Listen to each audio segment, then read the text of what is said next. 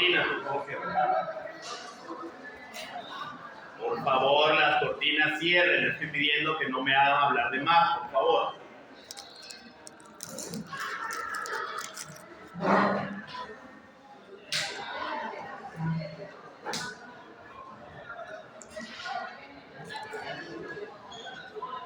Hacia atrás, por favor. Si gustan, abran aquí un poco de ventilación, pero cierren la cortina de atrás, por favor. Gracias.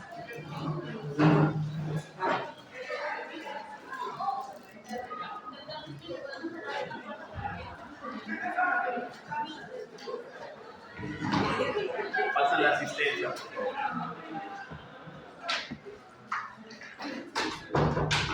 Hoy día vamos a procurar, como le digo, por temas de salud, avanzar ambos temas. No uno haremos. Asma. ¿Qué definición tenemos por asma? ¿Se me escucha bien hasta atrás o prefieren que hable de atrás hacia adelante? ¿Se me escucha? ¿Me logran escuchar?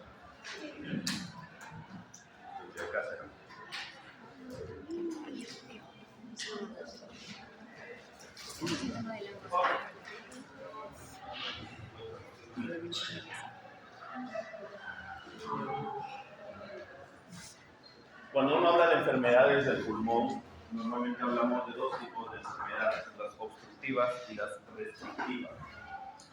Las restrictivas son aquellas en las cuales disminuye, se llama una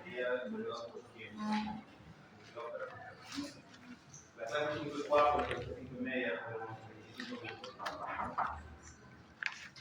las enfermedades restrictivas son aquellas en las cuales la compliance, la sensibilidad del pulmón se ve afectada.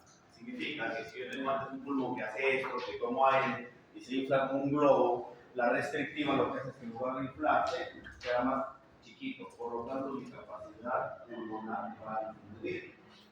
Esto se ve sobre todo en la pulmonar, de las que brevemente hemos hablado la clase pasada. Así estaría con su paso para que eso es un tipo de enfermedades. ¿Ya? El otro tipo de enfermedades son las enfermedades obstructivas. Las enfermedades obstructivas son aquellas en las que obviamente el paso del aire, ya sea de ingreso o de salida de retorno, está, el mismo nombre dice, obstruido, disminuido a través de la respiratoria. Algo que evita que el pulmón se pueda distender, puede ingresar el aire o ingresa y muy difícil que salga. Entonces, en el plan que es difícil que salga, va ingresando 500 mililitros, pero como hablado de la pasada, que no es el ideal, recuerden que en cada movimiento hay espacio muerto, todo lo que hemos hablado. Pero ahorita solo para cuestiones prácticas. En cada respiración ingresa 500 mililitros. Los 500 mililitros debería teóricamente moverse también 500 mililitros. Los obstructivos se pasa. Ingresan los 500 mililitros y salen 300. Queda 200. Otra respiración, ingresa 500, sale 200, ya no se quedan 300, quedan 600. Otro momento respiratorio ingresa, vuelve a salir un poco y luego se queda. Entonces, ¿qué vamos haciendo? Vamos reteniendo oxígeno al inicio de CO2 y termina al final en un proceso de insuficiencia respiratoria. Entonces, de las enfermedades obstructivas, las más conocidas, que más habrán escuchado ustedes hablar, son dos: asma y EPOC. Asma y EPOC son enfermedades que tienen una fisiopatología muy parecida, muy semejante, pero que a pesar del tratamiento es parecido, pero siempre y cuando siempre hay alguna que otra diferencia. Ahorita vamos a establecerlas. ¿Qué dice ahí? Es básicamente un proceso inflamatorio crónico de las vías respiratorias, caracterizada por obstrucción, como mencioné, en la cual va a haber una serie de mediadores inflamatorios. Los mediadores inflamatorios lo que van a llevar es un incremento de la producción de moco a nivel de las vías aéreas y a largo plazo me va a generar remodelación, es decir, si antes era delgado, con el paso del tiempo la vía aérea va a ser gruesa y al hacerse más gruesa es un engrosamiento hacia adentro, no hacia afuera. Entonces, al hacerse el engrosamiento hacia adentro, la inflamación, que con el paso del tiempo va a haber una constricción, la luz va a disminuir y por lo tanto el movimiento del aire va a limitarse. Lo que tiene de característica asma es que es una enfermedad variable y irreversible. Esas son las dos características básicas de asma. Es una enfermedad variable y irreversible. ¿Qué significa variable? Que su variación, el proceso obstructivo, varía en el día. No todo el día el paciente está con un proceso obstructivo. ¿Sí? Tiene momentos del día en la cual cuando ustedes interroguen a un paciente con asma, el paciente asmático les va a decir: tengo determinados momentos del día en los que siento que es más mi obstrucción. Algunos de aquí son asmáticos, tienen familiares. No digo, ya no las humanos tienen pero son asmáticos, algunos tienen familiares. Y sabrán que no todo el día es una obstrucción. Hay momentos del día en los que es más fuerte la obstrucción. ¿Sí? Eso es bien incómodo la calidad de vida. ¿Algunos compañeros?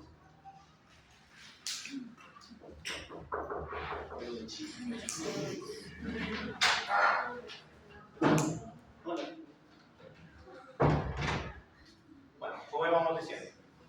Mi salud. Si le pongo después termino denunciada en el canal. La hora era 5 y 4, 5 y 10, 5 y 40. Javi. Le pasan el video de los pasan su lista. Entonces les decía que hay variabilidad en el día. Los que son asmáticos, asmáticas o tienen familiares asmáticos saben cuando tienen sus crisis, por ser llevado por emergencia, que la crisis no es en cualquier momento del día, usualmente hay extremos. Y esa crisis es variable y es reversible. ¿Qué significa reversible? Que si yo utilizo un broncodilatador, que es básicamente el inhalador, el tratamiento de asma se maneja con un inhalador, que ya lo vamos a ver más adelante, el inhalador me va a revertir mi proceso obstructivo.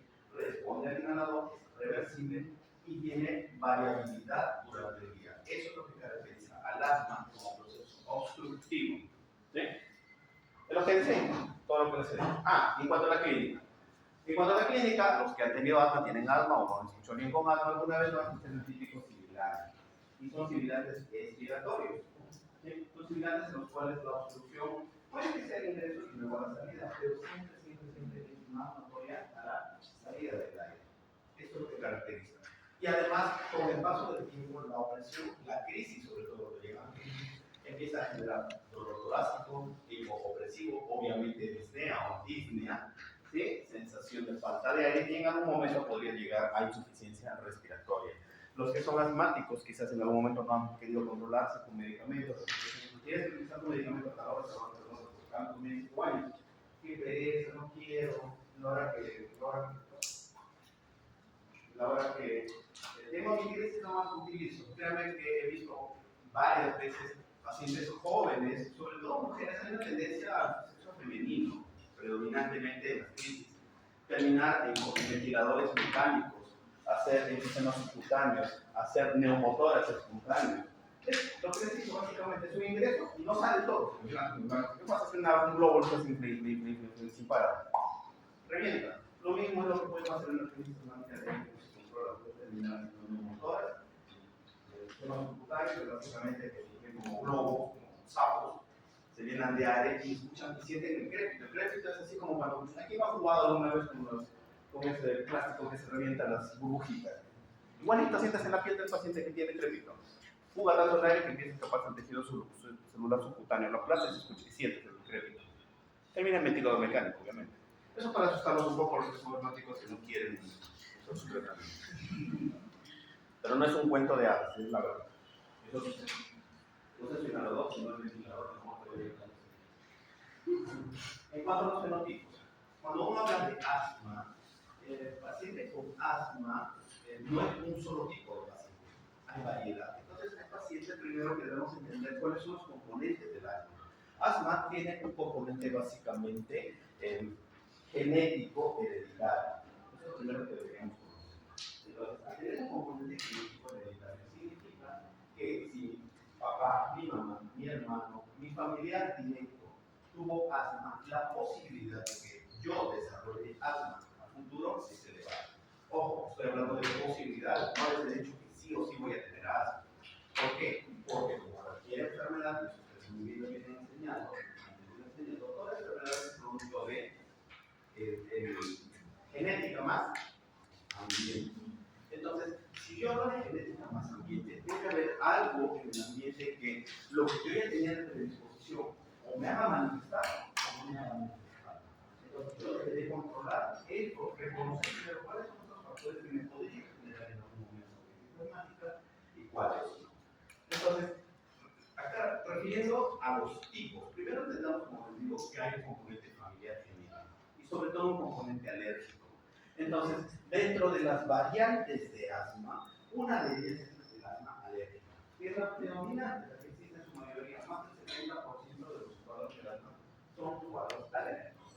Luego ya les voy a explicar en su patología a qué se refiere con el componente inflamatorio familiar.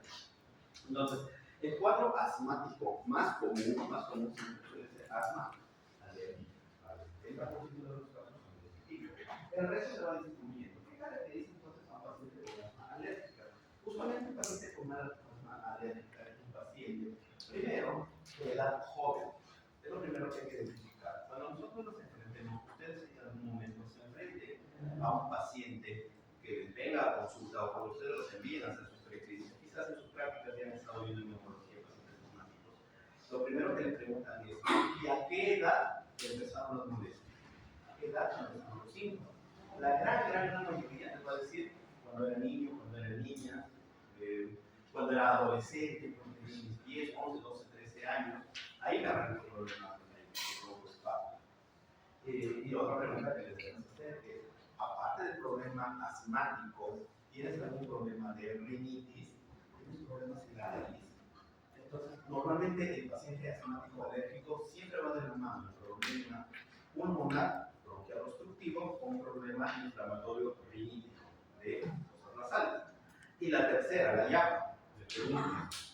Y aparte de esto, suele ser extremadamente alérgica a nivel de piel. Tienes dermatitis, tienes eczema. Por ejemplo, no, a mí me pica un zancudo, me pica una hora, se me hace una roncha, me raspo, como un alérgico antihistamínico y me pasó. Pero hay personas que les pica el mismo zancudo y se llenan como rojos. Entonces se hacen rojos, se hinchan. Entonces usualmente son atópicos, tienen procesos alérgicos exagerados. Esta es básicamente la tirada del asmático alérgico. El paciente que tiene función bronquial, es decir, un proceso obstructivo asmático, tiene un proceso rinítico, alérgico, y tiene un proceso de inflamación en la piel. Pero también encontraremos que son pacientes de asma no alérgica. Significa que hay ellos que, por lo contrario, si el primero yo tengo una componente familiar, tienes el encuentro. En el primero yo encontraba que iba de la mano con procesos inflamatorios de la nariz, o bien, yo no recuerdo. Entonces podrías decir: no, pero neumólogo que de acá en un par de años me voy a acordar otro ciclo de música. Ese neumólogo me dijo que tenía que ir de la nariz, tenía que ir de piel. No, te dije que eso parte del asmático alérgico, más no necesariamente todos. Existe el asma no alérgico. Y la respuesta al inhalador, porque ya les voy hablando adelantando, como menciona ahí, responde bien a corticoides inhalados, el tratamiento básicamente con inhalador. En el tratamiento con el inhalador, el asmático alérgico responde muy bien. El inhalador que tiene un corticoide inhalado y su respuesta va a ser favorable. En cambio, el asmático no alérgico, el hacer inhalador no suele responder bien al proceso, no suele responder bien al broncoespasmo, al tratamiento. Todos como variante de asma. Hay muchos pacientes que llegan a consulta con su único síntoma, tos. Doctor, mi hijo tiene tos, mi hija tiene tos, quizás algunos la pasaron alguna vez con chicos, chicas, te mandan, te has pasado por todos los neumólogos de Chiclayo, te han mandado salina, has pasado por todo el mundo has pasado. Te han llenado de jarabes, ¿listos? ¿Qué tienes? ¿Tos? ¿A qué hora? Más en las tardes, noches, tengo tos. Podría ser una variante de asma, que es su única manifestación es tos. Entonces, ¿cómo me responde? Con el tratamiento broncodilatador que más adelante los indicaremos, con los inhaladores. Asma de aparición en adultos, eso lo primero que decir. Todo el asmático de este grupo etario suele ser la manifestación de la primera manifestación usualmente en extremos básicos de la vida, niños, jóvenes, adolescentes, ustedes son jóvenes menos adolescentes, pero ustedes en algún momento han sido jóvenes colegiales, ¿no? 11, 12, 13 años, muchos debutan En cambio, si viene un paciente a consulta, sobre todo adulto, y que suele suceder bastante en la consulta privada, que nos dicen, doctor, vengo porque tengo asma. Pacientes de más de 35, 40, etcétera, en adelante. Cuando un paciente de más de 30, 40 años les venga a consulta, ustedes hagan su anamnesis, entrevisten, o vean a ese paciente que les silba el pecho, le deprime el pecho, le falta el aire, y les dice, tengo asma, y me preguntas, ¿a qué edad? Les dice, no, en mi niñez estaba tranquilo, en la adolescencia estoy tranquilo, recién de viejo, de vieja, no apareció este problema. Son dos posibilidades. O que ese paciente me esté haciendo un debut de asma de aparición en adulto, es una posibilidad, pero de las variantes es una de las menos frecuentes. O la otra posibilidad es que ese paciente esté haciendo una enfermedad pulmonar obstructiva crónica, que es lo que vamos a ver más adelante, y confunda sus síntomas con un diagnóstico de asma. Asma con obesidad. Hay muchos pacientes que tienen obesidad. Entonces, el tema de la obesidad es un tema que condiciona bastante al desarrollo de broncoespasmo. ¿Cuál es la primera medida? Entonces, aparte de darle un tipo de inhalador, sugerirle dieta, actividad física, porque el tejido adiposo suele generar citoquinas inflamatorias que prolongan la inflamación en el proceso bronquial. Otras, por ejemplo, asma inducida por ejercicio, asma ocupacional, que en algún momento hagan sus maestrías en formados de salud ocupacional y se vayan a trabajar a minas, en empresas privadas. Les piden diagnóstico de asma, paciente que nunca ha tenido ningún problema asmático, pero entró a trabajar y justo en el trabajo desarrolló sus problemas asmáticos. Asma ocupacional. Asma, que paciente que no tiene asma, pero va a jugar su partido de fútbol, vóley, básquet, a correr, asma, gimnasio, etc. Y justo cuando empieza su ejercicio empieza con los problemas. Sale del ejercicio, empieza con los problemas. Asma inducida por el ejercicio. ¿Hasta ahí se entiende? No puedo hablar más fuerte, me disculpan. La fisiopatología se tengo que hacer. Primero, veamos las diapositivas. Me van a decir si le entienden o no lo entienden, y luego vamos a hablar. Como hemos hablado de asma, es inflamatorio. Entonces, como es inflamatorio, debe estar mediado por células inflamatorias. Puede también estar mediado por sus antígenos del cuerpo, liberadores de citoquinas. ¿Qué dice ahí? Células y elementos estructurales de la vía respiratoria. No me voy a dedicar a leerlas una por una porque nos vamos a aburrir con cosas de tiempo y no vamos a entender mucho. Solamente quiero que la vean y luego vamos a ver si es que se entiende. Luego vamos a regresar a la diapositiva. Ya. Las células dendríticas. Explico en ese gráfico, me disculpan ahorita. Normalmente está a los que quizás ya les enseñé en mi video del grupo pasado, les hacía el vuelo pero quiero que me entiendan de algo. Entonces, alguien tiene el punteo, como que no soy muy alto. ¿Qué tiene? Si no, normal. Ok. El proceso inflamatorio básicamente empieza con la aparición de una alergia. Entonces, voy a prender el teléfono. Ya creo que esos fueron los que son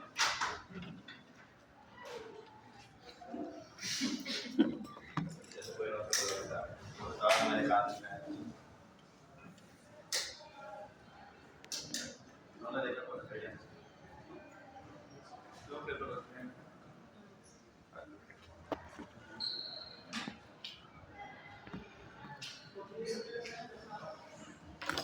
para que subo, que me clavaba un reprimán con dos paracetamol.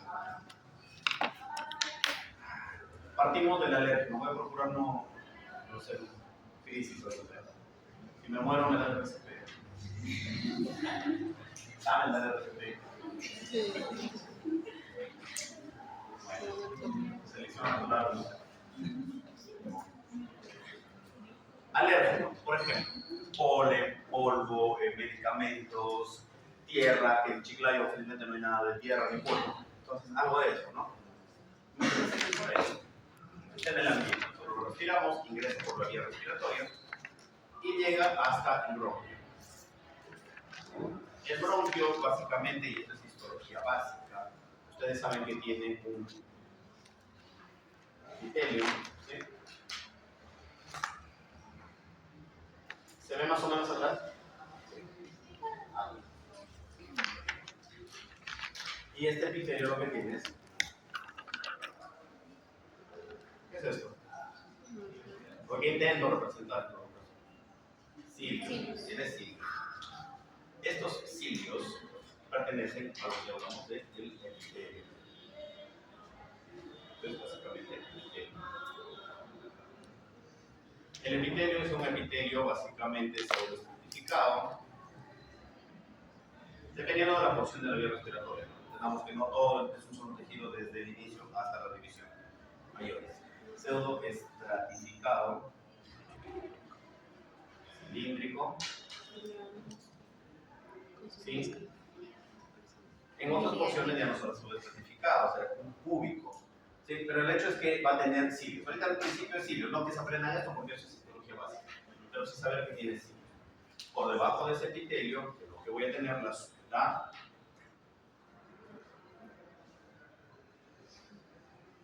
mucosa. Voy a tener la mucosa. Debajo de la mucosa, ¿qué voy a tener? Lo que está debajo de la mucosa. La submucosa. Y debajo de la submucosa voy a tener básicamente dos cosas: músculo liso y tejido cartilaginoso. ¿Entendemos hasta ahí? ¿Hasta ahí alguna duda? No. Más o menos eso es lo que intenta representar. Ahora, si yo hiciera una ampliación de esta zona, imaginemos que yo hago una ampliación de esta zona, más o menos veríamos lo que está allá, ¿sí? Veríamos esto.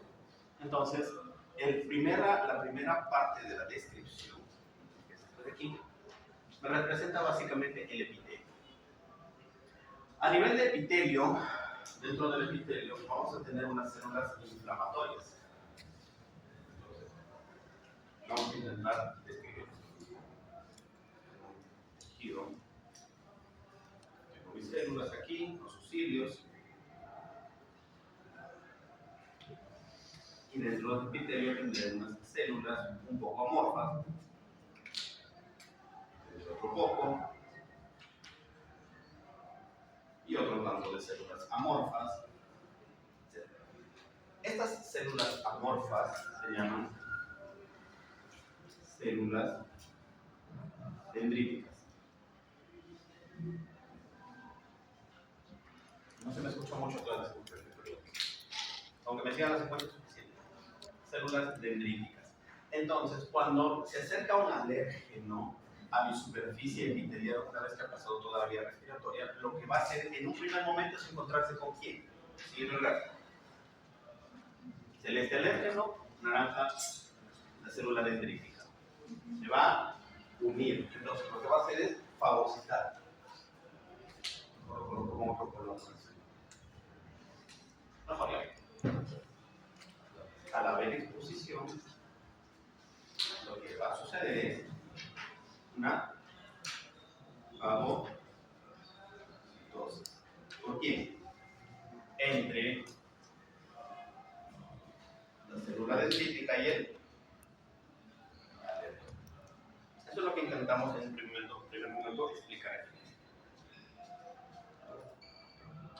Aquí, ¿sí? La célula dendrítica y el alérgeno. Pero el alérgeno lo que va a hacer es a este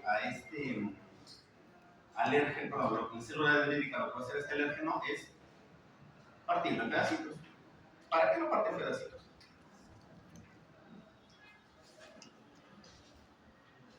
¿Alguien sabe? En uno de sus extremos, ¿se dan cuenta? Parece una ameba, ¿no? En uno de sus extremos colocar al alérgeno.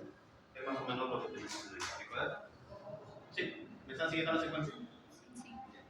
Entonces, en ese alérgeno, lo que va a hacer es presentar la célula dendrítica que ha fagocitado al alérgeno, lo va a presentar a un tipo de célula especial, al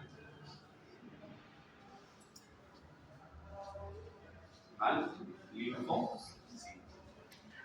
¿Qué tipo de linfocito, porque hay dos tipos de linfocitos, linfocitos B y linfocitos T. Al que lo va a presentar, ¿a quién es? Está clarísimo. Al linfocito T. Pero es un linfocito T neutro, todavía no está activado. Entonces nosotros le vamos a colocar un T0. Simplemente todavía no está activado.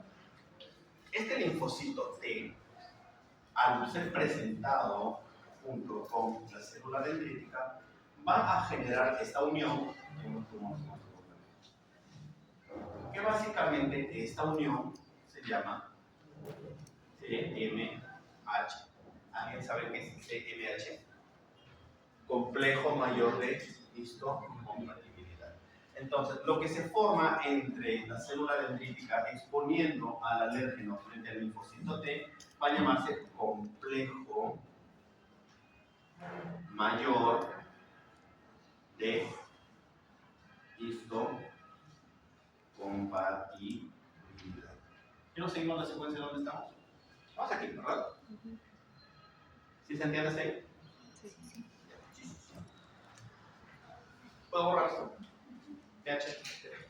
Ah, no, verdad, yo soy virulento.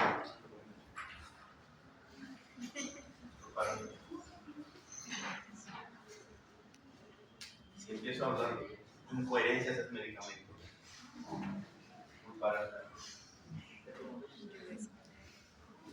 un poco sobremedicado. Créeme que no quería venir a la clase no por no verlo, sino porque ya mi cuerpo lo usaba. Pero aquí estamos, como eres. ¿Puedo borrar esto? Listo. Más o menos voy a seguir la secuencia. Yo creo que las pasadas me vieron, ¿no? Que si salieron un rato y regresamos, se perdieron, sabe Dios que escribir. Pero más o menos me siguen la secuencia. Voy a hacer pegados.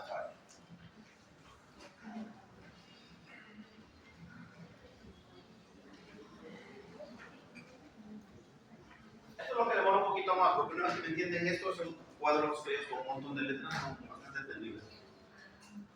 Entonces, una vez que se presenta, como se forma el complejo mayor de su compatibilidad posterior en la exposición entre la dendrítica con el alérgeno linfocito T, este resultado va a hacer que el linfocito T forme dos caminos. Se diferencia en dos tipos de células. En el linfocito T1, TH1 y el linfocito TH2. Son dos caminos que puede generar. El proceso inflamatorio o de diferenciación se ha generado por un montón de vías moleculares que para el caso ahorita no interesa. Simplemente saber que el linfocito T0, luego de la formación del complejo mayor de su compatibilidad, se le va a dividir en dos. Linfocito TH1 y linfocito TH2, que es lo que estamos aquí siguiendo la secuencia. ¿Qué significa este gráfico? Que aquí está una flecha completa y aquí está interrumpida. Lo siguiente, eso es lo que vamos a procurar hacer aquí igual que en el gráfico.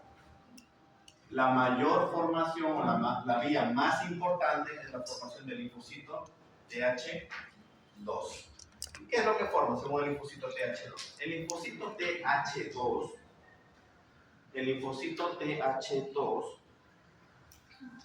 va a su vez, mediante formación de citoquinas, es decir, el linfocito TH2, que buscarlo aquí, rojo negro, más o porque el rojo no se ve mucho atrás, ¿no? Rojo negro. El linfocito TH2 va a liberar citoquinas inflamatorias. ¿Cuáles son las dos citoquinas que forman el linfocito TH2? Principalmente porque hay una serie, la IL4, la 5, la 13, la 6, etc. Pero ¿cuáles son las principales? Estamos viendo ahí en el gráfico.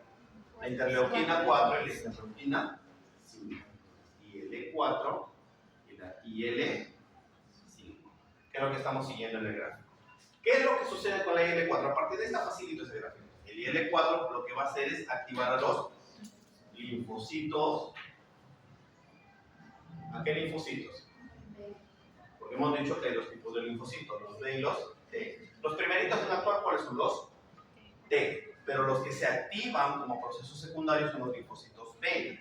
Los linfocitos B se activan luego de la liberación de la citoquina interleuquina 4 a partir de una célula TH2 que se ha diferenciado a través de un linfocito TH0 posterior a la formación del complejo mayor de inmunocompatibilidad, luego de su asociación con la célula dendrítica y la alérgeno.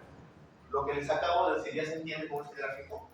Mejor, porque si se los digo así nada más, como que hablará, está sobremedicado, ¿no? Entonces, la interleuquina 4, como podemos ver ahí, diferencia los linfocitos B. Y los linfocitos B, como ven en ese gráfico, ¿qué es lo que van a hacer? ¿Formar qué? ¿Qué es lo que forman los linfocitos B del gráfico? Inmunoglobulina. ¿Y qué? ¿Y cuál es la chamba de la inmunoglobulina E? Buscar alguna célula. ¿A qué célula va a buscar las inmunoglobulinas E? A los mastocitos. Y se van a colocar, siempre la inmunoglobulina E la grafican así como una Y. Entonces los mastocitos ahora serán mastocitos activados. Si a mí se me ocurre preguntarles los linfocitos, los mastocitos activados, ¿cuál es la secuencia de formación de linfocitos, de mastocitos activados con inmunoglobulina E? Quizás se me ocurre, ¿no? Quizás la pregunta número 6 de su examen se me ocurre que puede ser no para marcar, sino para llenar un cuadro donde diga coloque aquí, por favor, el gráfico de circular y el estado colocado, visual como un chanque, ver algo, y para que se olvide. ¿Y cuál es el trabajo de la interleuquina 5? Interleuquina 5, lo que pueden ver ahí, vamos acá, es activar a quién, a los eosinófilos. La interleuquina 5, vamos por acá. La interleuquina 5 lo que va a activar es a los eosinófilos.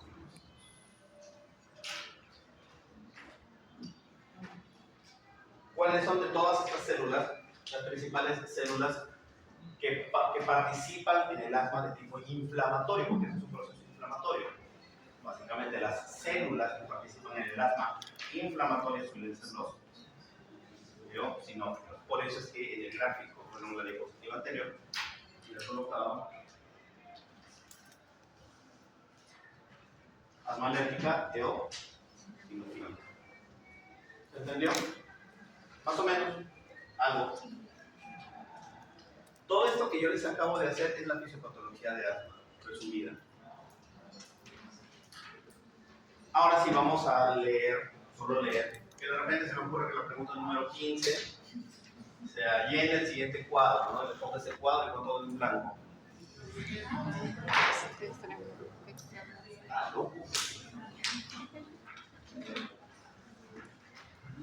Efecto de su primado. Ahora, solo para aclarar, porque ya estas células, los eosinófilos y los mastocitos, ¿de dónde salen? Ah, ya salen de acá. Hemos dicho que las dendríticas básicamente están a nivel epitelial. Sin embargo, todo este proceso inflamatorio va a liberarse a través de la mucosa, se liberan de la mucosa submucosa y de la vasodilatación de los vasos, obviamente, que están por debajo de ellos, ¿no? Estos vasos van a generar proceso inflamatorio, edema, y con el edema liberación de estas células inflamatorias, principalmente los mastocitos y los eosinófilos. A partir de ahí salen. ¿Qué dice? Células.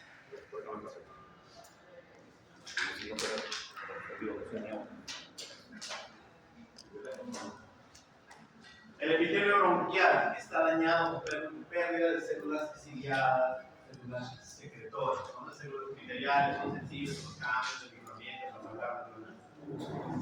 Todo eso que les acabo de decir es el proceso inflamatorio. Ahora, ese proceso que yo les acabo de explicar es solamente la parte del proceso inflamatorio inicial. Entonces, doctor, cuando se acerca por primera vez en la alergia, ¿usted ya todo ese cuadro? Sí, sí haces ese cuadro. Entonces, ahí ya tenemos los sulfatos. Todavía no tienen los sulfatos. Ahí solamente estamos que hablamos desde el primer contacto del alérgeno, cuando ingresa a tu cuerpo, genera toda esa serie de mecanismos inflamatorios celulares. Pero no les he dicho en ningún momento todavía que hay proceso de broncoconstricción, no les he dicho que la bronca se cierra. Simplemente les he dicho que hay un proceso inflamatorio. Nada más. Y entonces, doctor, ¿cómo se hace el proceso inflamatorio? ¿Cómo es que el bronquio se va cerrando? Ya, explicar eso. No voy a explicarte porque ya conozco la histología básica. La histología básica es un momento que el epitelio, la mucosa, y debajo hay principalmente tejido muscular.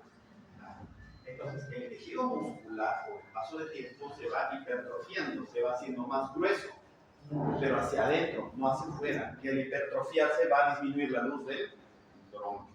Eso es un proceso de remodelación. Y a su vez, en el tejido conectivo vas a encontrar terminaciones nerviosas. Y a nivel bronquial nosotros hablaremos de terminaciones nerviosas colinérgicas, terminaciones nerviosas adrenérgicas, ¿sí? Colinérgicas y adrenérgicas. Y eso, entonces, ¿en dónde lo voy a ver? Cuando yo les digo cuáles son los inhaladores que se suelen usar. Hay algunos beta-agonistas, hay otros anti-colinergicos. Entonces, se ubica un poquito más dónde están cada una de las estructuras que hemos estado mencionando. ¿Qué significa cada una de esas células inflamatorias? Y a la larga, ¿cómo se va a generar el proceso de broncoconstricción? Hay que tener en cuenta que antes que el celular, que antes que la célula del músculo hizo hipertrofia y cierre la luz bronquial, estas glándulas segregan moco y el exceso de moco va a impactarse dentro de la luz del bronquio. Imagínense que cada uno de esas células están como proceso inflamatorio. No lo veo. Entonces, en ese proceso inflamatorio va a generarse exceso de secreción de moco. Y al haber exceso de secreción de moco, va a disminuir la luz del bronquio. Si ese proceso no se controla, con el tiempo los cilios van a empezar a destruirse, el epitelio empieza a destruirse. Y a su vez va de la mano con la hipertrofia muscular y con la activación de las células. Son los terminaciones nerviosas. Adrenérgicas, sí. Colín. Claro, ahí o alguien que no le haya quedado claro. Sí, más o menos, el cuarto, algo. Le vamos a hacer el video. No sabe la rutina, porque nos dejó pasar mi compañero. Sí, sigamos. Acá. Ahí se explica cada una. Todo lo que les he hablado es lo que está acá. Todo lo que está ahí es eso de. Ya si quieren lo leen en su casa. Inosina, citoquinas, histamina. Ah, sí, eso lo iba a terminar porque me había olvidado. Los mastocitos, la asumí. No lo voy a completar. Los mastocitos cuando se activan liberan histamina. ¿Sí? La histamina. Pero también tenemos otro vasodilatador que se encuentra en las células epiteliales que se llama el óxido nítrico y otro tenemos un broncoconstrictor potente que se llama la prostaglandina. La histamina se libera a partir de los mastocitos activados por inmunoglobulina E cuando ya viene nuevamente otro alérgeno. O sea, esto es cuando sucede la primera vez, se activan mis mastocitos, están como que pendientes, activados. Parece gato cuando lo vas a meter al agua. Es así, listo para cogerse de donde sea. Si viene un segundo alérgeno, ¿qué es lo que vamos a hacer? Se coge y empieza a generar histamina. Esto es sobre el inicio del proceso inflamatorio. Si regresa, es decir, si empiezo desde cero otra vez mi dibujito acá del alérgeno, pero con esto ya formado, no se va a dar toda esta síntesis, porque ya se formaron los mastocitos activados. De frente se van. Y al ingresar generan histamina, moco, congestión, hipersecreción bronquial. Contracción del músculo liso, edema, hipersecreción del moco, también se criterios, esto sí les importa. Bueno, no es que no les importa más el resto, también les importa. El resto les voy a seguir dando vuelta a lo mismo.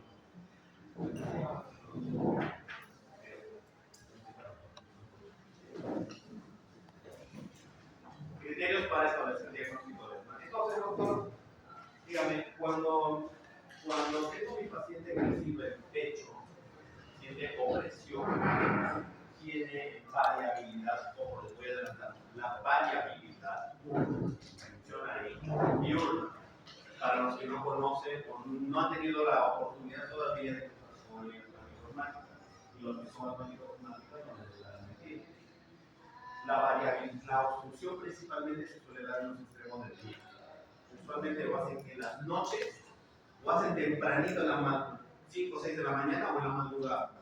Esos son los picos, ¿no? Quienes son asmáticos por acá, no, salvo que esté equivocado en corrígeme, no de la libertad, pues se retire de mi casa. No, mentira, ¿saben qué es así? Entonces, son los extremos del día. Varía.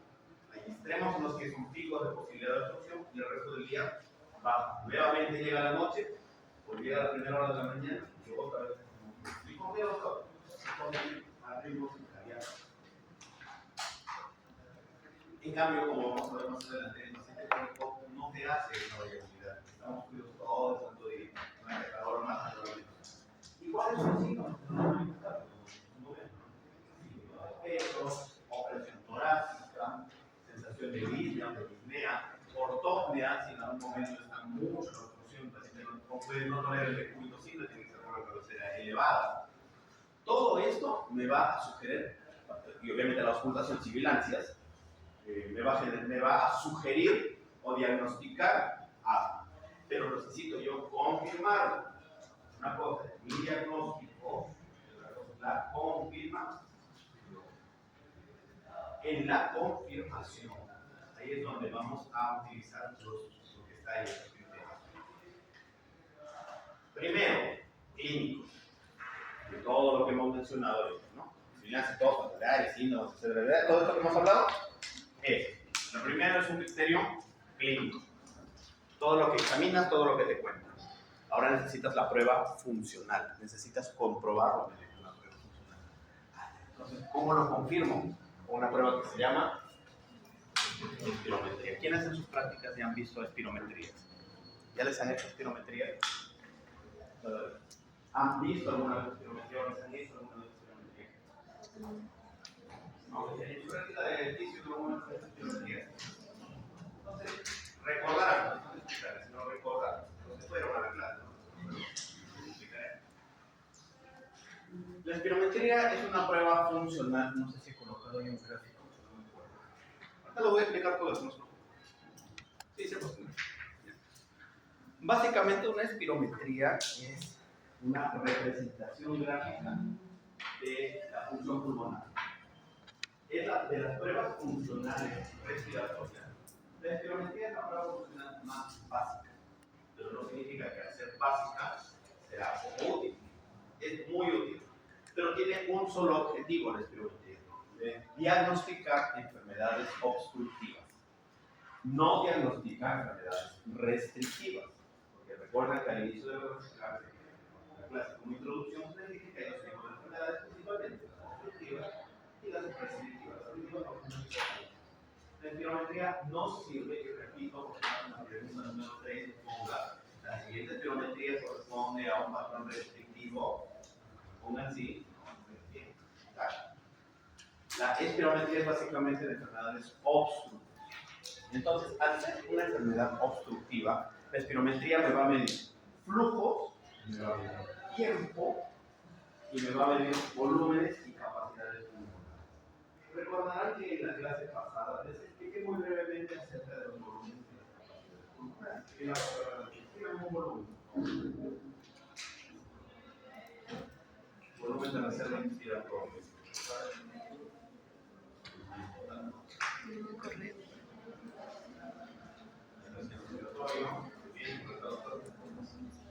Volumen, no capacidad. Volumen. Y ya. Y falta uno. Volumen residual. ¿No se acuerdan de claro ejemplo cuando todavía estaban despiertos y los estaban durmiendo, cuando se duermen de cómo estábamos usando el normal, tomar aire, profundidad, volumen respiratorio, volumen respiratorio, luego profundidad, pones a abrir tu boca, tomas aire, botas, te duermes, ahora despiertas, botas y así hacerte dormir. Pero les dije que sus pulmones no colapsan porque hay un volumen de aire en los pulmones que les sirve de reserva, entonces tenemos un volumen residual. A los que no hayan visto, por respeto, a los que no hayan visto espirometría, la prueba de espirometría básicamente es. No recuerdo cuántos diapositivos son. Ese soy yo. Eso es un bicho. Entonces, la espirometría lo que hace, lo que le decimos al paciente es obviamente, ¿cuál es el requisito básico para hacer espirometría? ¿Cuál es el requisito básico para yo poder hacer la espirometría en mi paciente? ¿Cuál creo? Tener mi espirómetro. Entonces, una vez que tengo mi espirómetro, obvio no. Pensarlo, ¿verdad?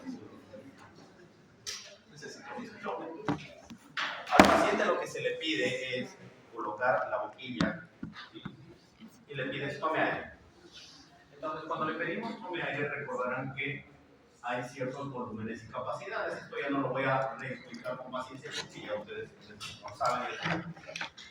Volumen tidal. Al paciente le decimos, respire normal, con la boquilla, con lo que acabo.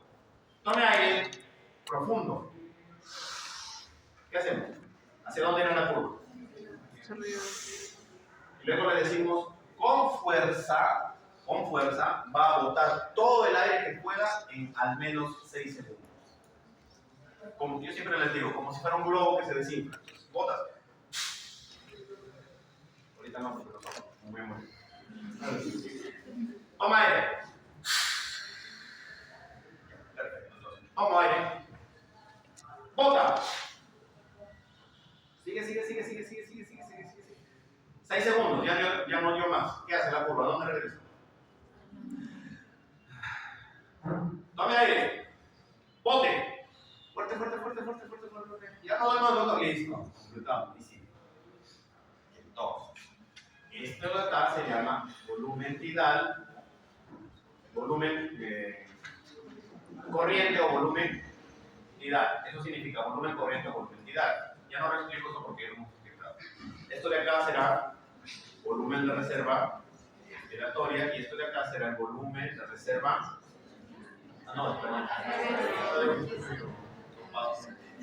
Inspiratoria.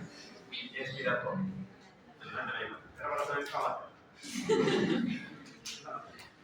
Pero el pulmón no colapsa. ¿Por qué no colapsa? Porque hay un volumen. Entonces, toda la prueba de espirometría de lo que les acabo de explicar, ¿cuáles son los volúmenes que coge? Tome aire. Bote. Respire normal. Tome. Bote. ¿Cuáles son los volúmenes implicados en una espirometría? Volumen corriente tidal, volumen de reserva inspiratoria y volumen de reserva expiratoria. Si yo junto esos tres volúmenes, la suma de los volúmenes me da una capacidad. ¿Y cómo se llama esa capacidad? Capacidad vital. Capacidad vital.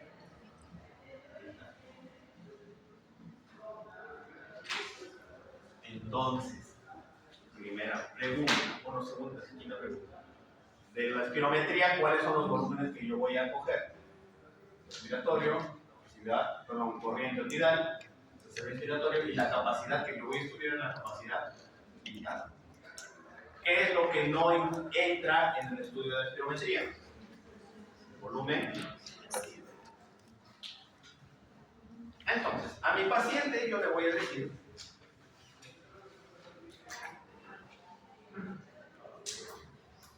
que tome aire y lo bote con fuerza. ¿Qué es lo que estoy pidiéndole? Que lo haga en un tiempo determinado. ¿En cuánto tiempo les estoy diciendo que debería ser para que sea una buena prueba? 6 segundos. En al menos 6 segundos. ¿Y qué es lo que estoy midiendo que se bote en esos 6 segundos? Estoy midiendo la cantidad de aire, volumen. El volumen por unidad de tiempo, está ahí escrito, el volumen por unidad de tiempo, que en la unidad de tiempo es segundos y la unidad de volumen es litro, eso se llama flujo. La cantidad de aire que yo muevo por unidad de tiempo, eso se llama flujo. Entonces voy a tener una gráfica que va a relacionar el flujo con el tiempo. ¿Cuánto aire por unidad de tiempo yo puedo botar en 6 segundos? Este tiempo, obviamente, si estoy midiendo en segundos, va a estar medido en segundos. Eso va a estar botado en litros. Partimos de acá. Regreso a lo que les acabo de hacer. ¿Cómo les he dicho que hagan la prueba? Tengo 3 posibilidades. Y que suele suceder bastante en la práctica. Pero si le explicas 20 veces al paciente. ¿Me entendió? Sí. Sople. De 10, 2 te va a hacer bien. Y el resto, pero no le entendí. ¿Puede repetirme? ¿Cuáles son los errores más comunes? Que hagan lo siguiente. Yo manejo muy bien. Que hagan lo siguiente. Tome aire. Bote. Que haga lo siguiente. El otro me hace. Y el otro me hace. Y lo hace, porque se ríe, lo hace, sobre todo cuando son personas mayores. De las 3, ¿cuál es la que debería ser? ¿La primera, segunda o tercera? Es como que le das barra. Esa o la.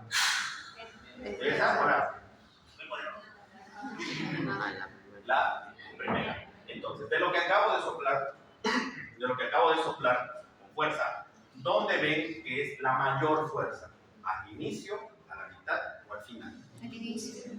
La mayor fuerza se bota al inicio. Toma aire todo lo que puedas. Hasta que te pongas azul. ¡Bota! Entonces, si yo hablo de unidad de tiempo, ¿en qué momento creen que voy a tener mayor fuerza?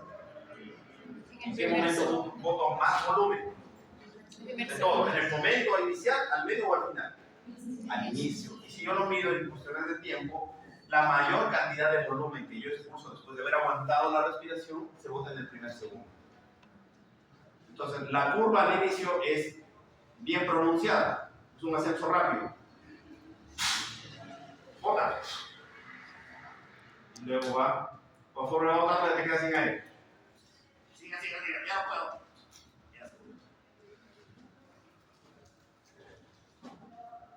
Una regla no es como el profesor de matemáticas. Entonces, el flujo del tiempo que yo boto, ¿en qué momento es el mayor volumen? Les estoy diciendo que en el primer segundo. En el primer segundo. Ya, pero una chancha, están que pagan no sé cuánto de pensión compres. Un verde, por favor, por decir. Aviso de servicio a la comunidad. Acá aparece la página de los anticipados. No sé, hay gente que pide promoción. En el momento que se bota más fuerza, más volumen, perdón, más cantidad de aire es en el primer segundo. Entonces hablamos de volumen. Volumen. ¿Qué estoy haciendo? ¿Inspiración o expiración? Expiración. Pero como es una prueba con fuerza, digo que es el volumen expiratorio forzado. ¿En qué momento? En el primer segundo. Eso es lo que significa el verbo 1. ¿Sí lo tenían claro la mayoría? El verbo 1 es la... ¿Qué lindo, ¿verdad? No donación. No pena. Trabajo ahí, me quedé con gracias por tu humilde donación. No, porque está con rojo. Gracias. ¿Se entiende cuál es el verso 1 ahora? Es el volumen expiratorio forzado. Ojo, la espirometría es una prueba que se hace con fuerza, con esfuerzo. Entonces, si yo hablo que tengo una capacidad vital, la capacidad vital que mide en una espirometría, ¿qué es? Capacidad vital forzada. ¿Es? ¿Lo acaban de decir? Capacidad vital forzada. ¿Es una prueba relajada, tranqui, o es una prueba con fuerza? Necesito que te canses. Una prueba forzada. Entonces la capacidad vital será una capacidad vital, porque la prueba sí lo merita. Una capacidad vital forzada. Esos dos son las dos principales variables que ustedes deben conocer para interpretar una espirometría. ¿De dónde sale la capacidad vital forzada y el verso? ¿Se entiende? Me recuperé, sé cómo se pone. Entonces, borro esto de acá, sí, bueno, que se borra bien. ¿Se entendió esta parte de dónde sale el verso 1, la capacidad vital forzada? ¿Se entendió o lo explico? Sí, ya. Vamos a ver. Vamos a ver. Hasta las 10 hacemos clase entonces.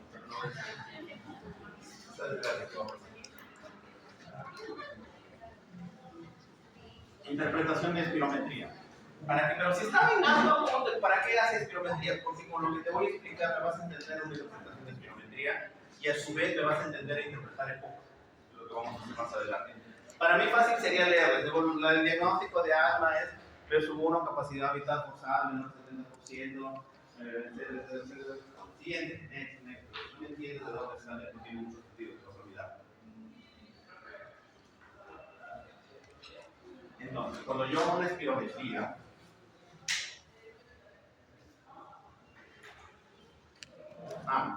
otra cosa, antes que me olvide. El primer gráfico sí se entiende, ¿no? Es de dónde salimos.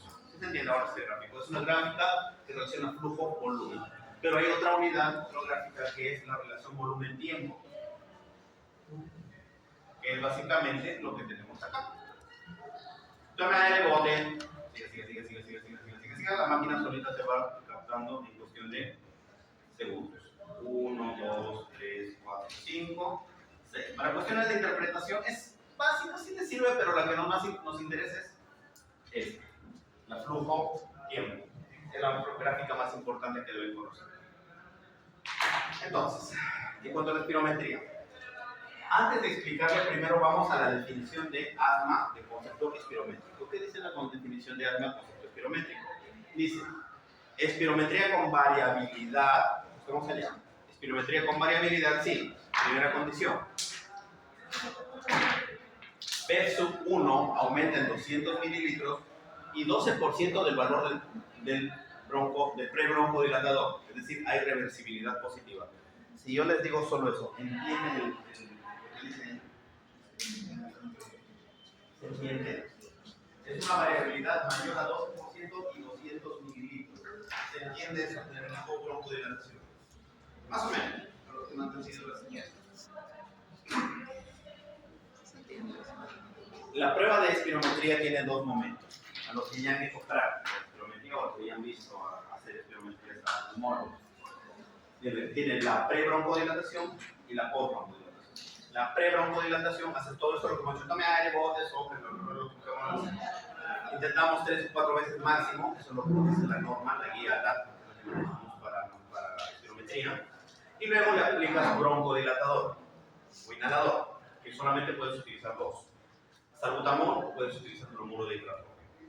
Salbutamol, dice la norma, 4 puff. Si es bromuro de hidratropio, 8 puff. Si es salbutamol, al paciente le das sus 4 puff y le dices que espere 15 minutos antes de repetir la prueba de espirometría. Si es bromuro de hidratropio, le das 8 puffs y le dices que espere al menos media hora antes de hacer la prueba de espirometría. Eso es lo que necesitas. ¿Para qué le das ese tiempo? Para que el broncodilatador haga efecto y ver cuánto mi paciente mejora funcionalmente al utilizar el inhalador, si responde o no responde. Entonces, la respuesta o no respuesta del broncodilatador en la espirometría en diagnóstico de pacientes con asma es lo que ven aquí y es lo que les voy a explicar ahora. Primero debemos entender qué es el patrón obstructivo. Hemos dicho que espirometría sirve para diagnosticar enfermedades restrictivas, ¿verdad? ¿Sí?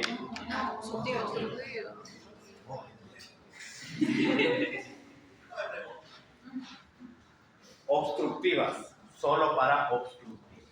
Entonces, primero, antes de ya, partimos del concepto claro. La espirometría me sirve para definir enfermedades obstructivas. Muy bien. Primero deberé definir espirométricamente qué es una enfermedad obstructiva. Ya les he dicho, bueno, no ustedes, no, yo practico otra cosa. Antes de saber lo anormal, primero tienes que saber qué es lo normal, para que puedas definir y entender lo patológico. Cuando uno hace interpretación de espirometría, debe ver las siguientes variables. El sub 1 sobre la capacidad vital forzada, el B sub 1 por sí solito y la capacidad vital forzada por sí solita. Es lo que hemos visto en el cuadro que estaban presentando ahí. ¿Sí? Estamos aquí, capacidad vital forzada, perdón, y el pulmón. Algunas literaturas van a ver FBC, otras van a ver CFB, dependiendo si es español o inglés. Si ven FBC o CFB es lo mismo. Igual si ven el B sub 1 o FEB sub 1 es lo mismo, no se pongan la cabeza, depende de la literatura. Entonces, de todas estas variables, ahorita vamos a explicar esas tres primeras, que son las que más nos interesan para el diagnóstico de asma. Ya ustedes habrán estudiado en algún momento, les habrán dicho, la relación B sub 1, capacidad vital forzada en una espirometría de paciente en asma, eso es lo que estamos viendo ahorita, debe ser menor al 70%. Otros dicen menor al 0.7. El B sub 1, esto es variable, ahorita les voy a explicar qué significa con variable. Y capacidad vital forzada por sí solito, lo único que nos hace es sugiere restricción. Entonces, segunda conclusión que vamos a hablar de la espirometría. La espirometría mide enfermedades obstructivas, pero además sugiere la posibilidad de enfermedades restrictivas. Si alguien me pregunta, ¿qué es una espirometría? La espirometría es una prueba básica que lo que me hace es, a través de volúmenes y capacidades, medirme las enfermedades, diagnosticar enfermedades obstructivas y me sugiere si el paciente podría o no tener una enfermedad restrictiva. Solo la sugiere, no la diagnostica. Eso se confirmará con otra prueba que ahorita no viene. Creo que el color negro se ve mejor atrás, ¿no? Pregunto. ¿Sí? Gracias por el aporte, doctora. Los detrás están sur. Interpretemos. Menor a 70%. ¿Qué es 70%? ¿De dónde salió? Sí lo he leído, lo aprendí para un examen. Más o menos me acuerdo. A ver si lo recordamos juntos. La lista ya la pasaron, señor estimado, incluyendo a sus compañeros que no han venido y que no nos anotaron.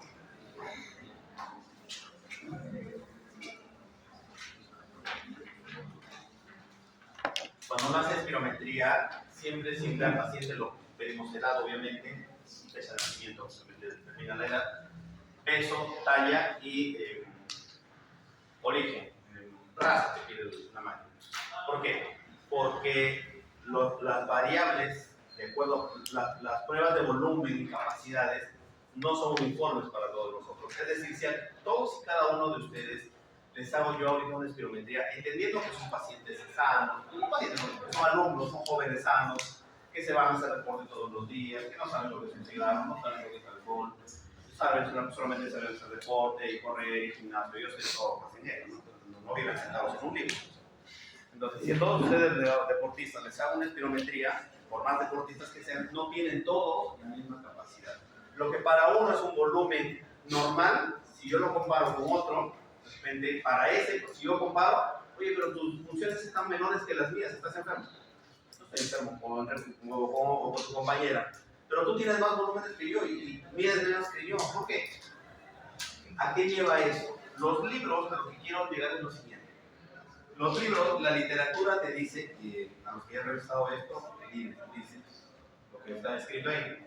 La relación BEPS-1, capacidad vital forzada, en un paciente con diagnóstico de obstrucción, no necesariamente alta, un paciente con obstrucción es menor a 0.7%, 70%. ¿Habrán leído eso alguna vez? O ya les habrán dicho eso, etc. El concepto está bien para cuestiones teóricas, pero en la práctica no es así. ¿Por qué? Como les dije, cuando uno ingresa a la máquina, los datos de peso, edad, talla, sexo, etnia, etc., la máquina solita se encarga del software, se encarga de calcular los predichos para esa persona, con ese peso, esa edad, esa talla, ese origen. Y cuando yo le ingreso los datos de otro paciente ya no es lo mismo, coge otras variables. Entonces, cuando yo cojo variables, siempre la máquina,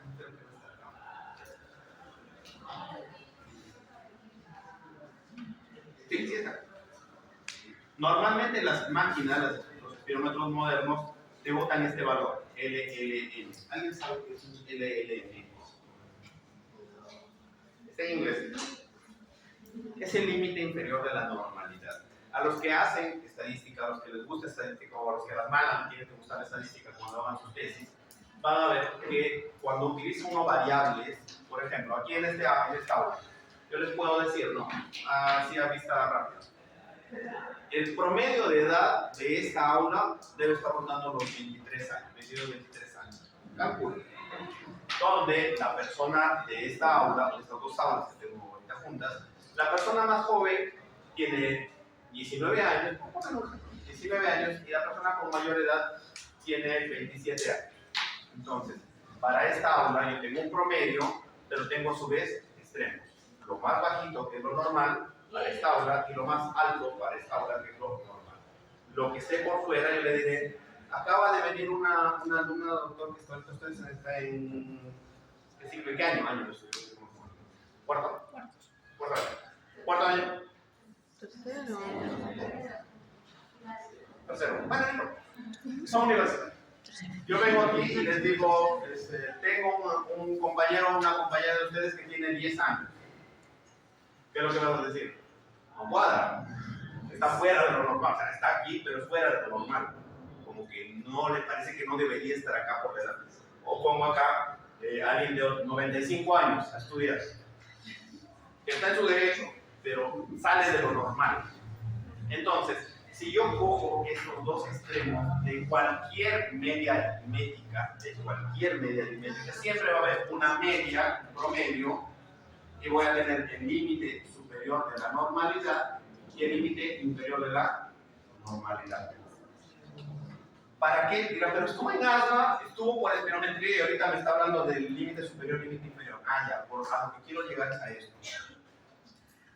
Los conceptos actuales que manejamos según las guías que manejamos de asma en interpretación de espirometría dicen: el asma se diagnostica espirométricamente con una prueba de capacidad vital P1 sobre capacidad vital forzada menor al límite inferior de la normalidad. Porque P1, ojo, me había olvidado decirles. La relación que esto en algún momento lo habrán escuchado como índice de difrenado, quizás lo han escuchado así. El índice de difrenado o la relación P1 capacidad vital forzada, que es lo mismo. Esto me sirve para diagnosticar obstrucción. Eso me estaba olvidando de decir. ¿Para qué sirve cada una de sus variables? La relación me diagnostica la obstrucción. El P1 por sí solito me dice el grado de obstrucción. Y la capacidad vital forzada por sí solita sugiere restricción. Es decir, si yo quiero pedirles a ustedes que me interpreten una espirometría de todas esas variables, quiero que me digan, ¿tiene o no tiene obstrucción? Entonces, ¿cuál de esas variables es la que voy a ir de frente a mirar? La relación P1 capacidad vital forzada. Esto es lo primerito que veo. Esta me diagnostica la obstrucción. El P1 por sí solito me mide el grado de obstrucción. Y la capacidad vital forzada me mide la posible restricción. Luego hablamos del tema. Entonces, en este ejemplo, para que sea más claro, apago la luz.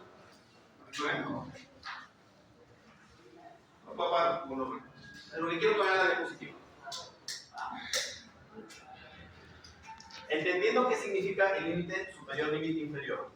Si esta relación P1 capacidad vital forzada está por debajo del límite inferior de la normalidad, por debajo, esto será una obstrucción. Entendamos con este ejemplo. Estoy aquí. Entonces, yo les presento, imagínense que la pregunta número 78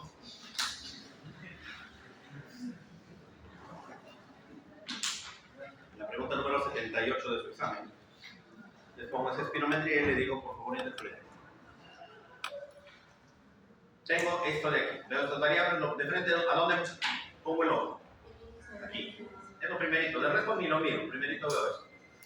Predicho para este paciente 0.85. Es un cociente, es una división. No tiene unidad. No tiene unidad la relación, por si acaso. Solamente termina en porcentajes. Pero de litros, tiempos. LLN. Predicho significa que es lo que la máquina espera que debería ser. Pero te dice, según los teóricos, para que darle su tarea. Pero para ese paciente, la máquina ha calculado que lo normal, aceptable, lo mínimo aceptable es que la relación sea 0.76. ¿Qué significa? Antes de leer el resto de números, que si el paciente tuviese un patrón obstructivo, ya no voy a hablar que es menor a 0.70, como dice el libro, sino que debe ser debajo del límite inferior de la normalidad. Entonces, si yo veo en alguno de los siguientes resultados 0.75, 0.74, etcétera, hacia abajo, imagínense que me sale 0.75. Si yo voy a la teoría, no sería un patrón obstructivo, pero ya les he dicho que la espirometría para asintesmático se define con el límite inferior de la normalidad. Entonces, veo el límite inferior de la normalidad que la máquina de por sí solita me ha calculado por este paciente. Pero yo veo los resultados. La mejor de todas sus pruebas, esta siempre es la promedio. Prueba 1, le hice su prueba una vez. ¿Cuánto votó? 0,89. Lo comparo con el límite inferior de la normalidad. ¿Hizo más? ¿Hizo menos? Más. 0,91, obviamente es más. 0,90 más. La que mejor técnica tuve en algún momento fue la 0,90. Entonces, si yo veo esta prueba, hasta aquí les pediré, ¿es un patrón obstructivo, restrictivo o es normal? ¿Qué me responden? ¿Es obstructivo, sugerente de restricción o es normal? Creo que se perdieron. Les he dicho, el B1 a capacidad vital forzada se define como, ya en la práctica, el índice de difrenado menor al límite inferior de la normalidad calculado para ese paciente. Dependiendo de cada paciente es variable. Para este paciente de este ejemplo, lo normal es 0,76. ¿Alguno de esos valores es menor a 0,76? No. Por lo tanto, ¿es un patrón obstructivo o es normal? Normal. Mi paciente no tiene obstrucción.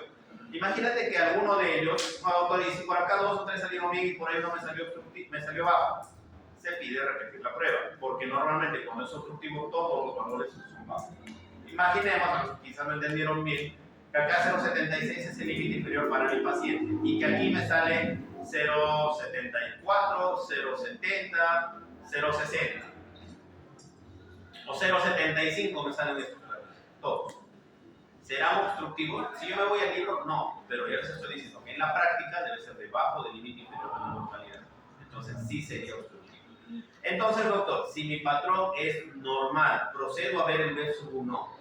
Ya no, porque el B1 les he dicho que mide el grado de obstrucción. Pero si no hay obstrucción, ¿qué voy a ver? Nada. Me podría pasar a la capacidad vital forzada, que es ahorita en un momento porque es otro tema. ¿Hasta aquí se entendió estos dos valores? Entonces, centrémonos en este B1, porque ahora sí regreso al tema de asma. Tengo que marcar mi salida. Es tarde, pero me marcaré la salida.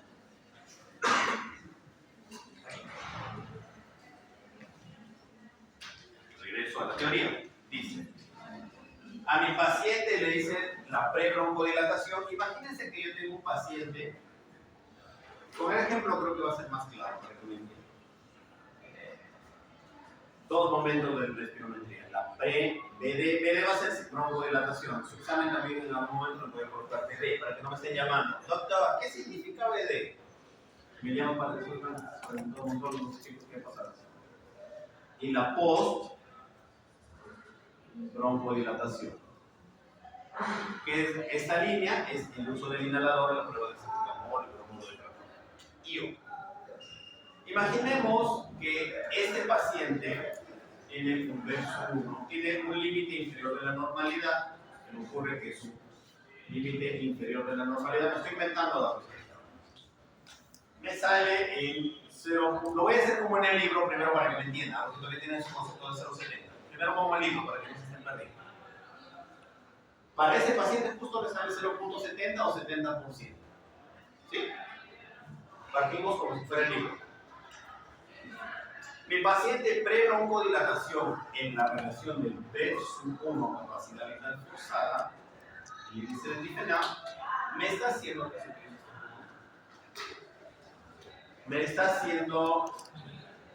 0,62. Se me ocurre. Si yo veo eso, digo es un patrón obstructivo. Luego tengo que definir el grado de obstrucción, que ya lo voy a hacer más adelante. Imaginemos que el B1 me sale 0,80. Luego les explicaré cómo se clasifica esto. No se rompan la cabeza ahorita. Eso es lo que la máquina me predice, pero lo que el paciente me hace es 0,90%. Pero a su vez, esto se clasifica, la máquina es un porcentaje. ¿Estamos acá? ¿Sí se entiende? Estamos acá, luego estoy pasando aquí. El BES1 se mide ¿en qué se mide el BES1? litros. 0.80 litros es lo que me espera la máquina y mi paciente hace 0.90 litros. O en mililitros, si lo quisiera expresar en mililitros, ¿cuántos mililitros serían?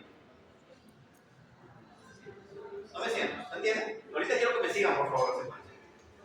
Estamos en la pre. Esta todavía en capacidad interforzada no lo pongo porque no me interesa ahorita para hacer manera. Lo mando a mi paciente, le hago su inhalación, descansa, regresa, vuelve a su plan. Ahora, en la post-broncodilatación me hace 0.68.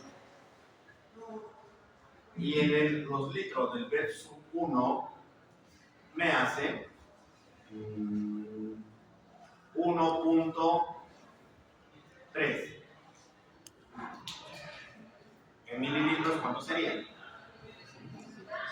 1300. Si yo resto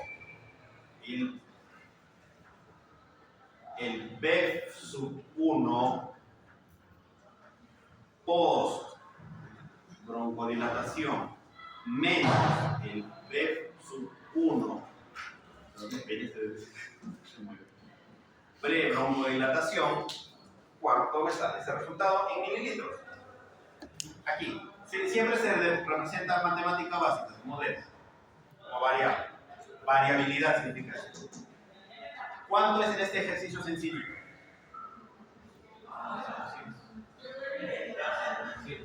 400 mililitros.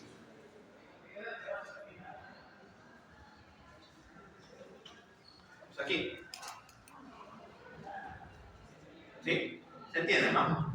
Estamos en esta parte. Y si yo quisiera representarlo, la máquina también me bota en porcentajes. Esto, cuánto es de esto, cuánto es de esto. Por ponerles un ejemplo, imaginemos que acá me sale que este 0.90 respecto a lo que la máquina me predice, en el BEF sub 1 pre-broncodilatación es de 60%. Estoy poniendo un número al azar. No estoy que lo calcule exactamente. Y acá me sale 72% respecto a esto. Estoy poniendo un número al azar, no estoy haciendo el cálculo, pero no sale lo mismo. Al azar. En variabilidad del BEF sub 1 en litros, ¿cuánto fue? 400 mililitros. Y en cuestión de porcentajes, ¿cuánto fue la variación? 12%. Cumplió con dos variables. Varió el porcentaje total y me varió el volumen.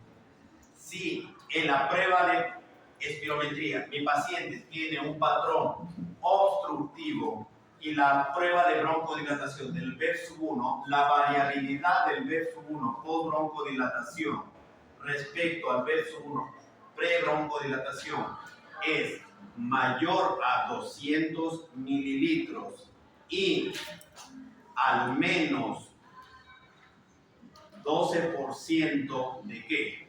Del BEF sub 1, esto es diagnóstico de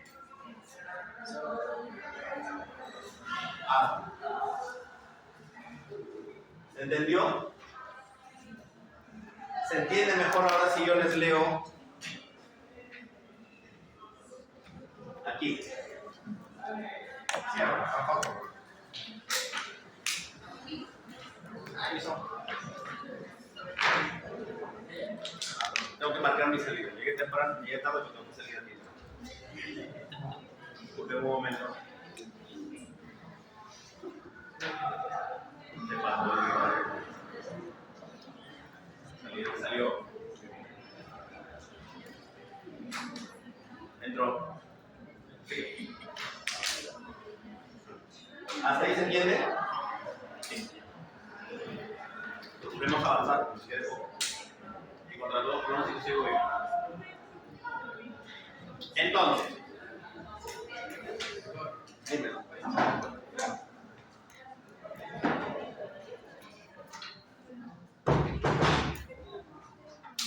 Entonces, ahora sí, cuando yo les diga ya, todo esto que les acabo de decir es para qué. Ahorita yo les repita, y lo voy a repetir a cada rato lo mismo. El diagnóstico de asma se establece por sintomatología, sibilancias, torácica, disnea, al esfuerzo o al reposo, dependiendo del grado de obstrucción, sumado al antecedente familiar posible de enfermedad alérgica, asociado o no a un problema rinítico, dérmico, a una asma alérgica, y que además debe ser comprobada por una prueba de SPI, donde el diagnóstico espirométrico de asma es igual a un proceso obstructivo donde el índice de bifenao es menor al límite inferior de la normalidad de mi paciente, más una variabilidad del PET-1 post-broncodilatazol mayor a 200 mililitros y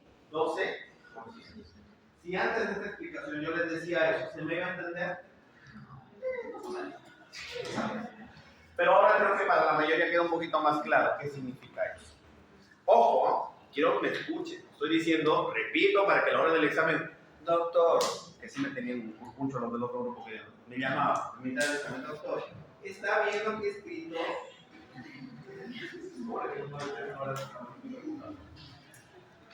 Quieren que le dé la respuesta a las exámenes, que me entreguen el examen. Estoy diciendo, variabilidad es mayor a 200 mililitros y 12% del PEP-1. No les estoy diciendo 200 mililitros o 12%. Les estoy diciendo 200 mililitros y 12%. Entonces, lo que se cumple solo uno de los criterios. Varió en 200 mililitros o más el PEP-1 por broncodilatación y el porcentaje varió 10%. ¿Es asma? No, no es asma. Entonces, se ve horrible, no está bien enfocado, ¿no? Pensé que era mi opinión. Entonces, no, debe ser los dos criterios. ¿Sí? Y doctor, pero ¿y si no me cumple, pero mi paciente sigue con síntomas? ¿Hay alguna otra forma de comprobar? Ah, sí, existe otra prueba, aparte de la espirometría, que se llama la fracción de óxido nítrico exhalado, FeNO.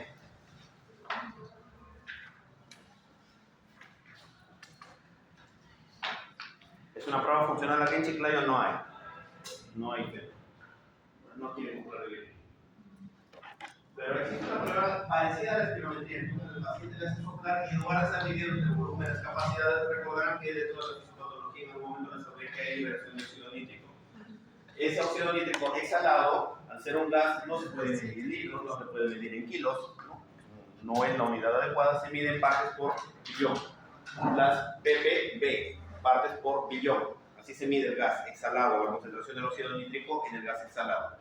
Y la unidad del óxido nítrico nos dice, si el óxido nítrico, la prueba es mayor a 40 partes por billón, el diagnóstico es asma. Es decir, resumiendo un poquito, si tengo un paciente con síntomas de asma, le hago la prueba de espirometría y tengo la conclusión del PEP-1 con un mayor a 200 mililitros y mayor a 12%, el diagnóstico lo tengo clarísimo.